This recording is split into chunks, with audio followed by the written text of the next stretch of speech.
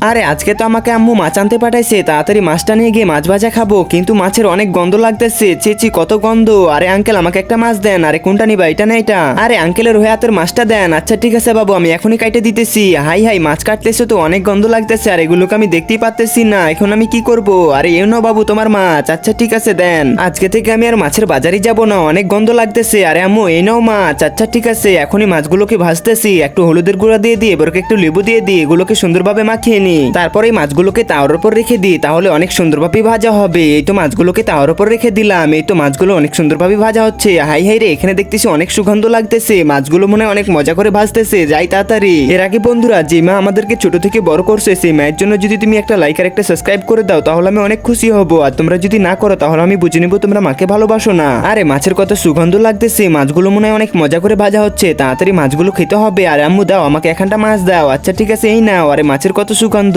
কিন্তু আমি যখন নিয়ে আসতে গেছিলাম তখন মাছের গন্ধগুলো একদমই বিছড়ি ছিল। আরে এখন আবার কি হলো? আরে কিছু না, আমি এখনই মাছগুলো খেয়ে ফেলি।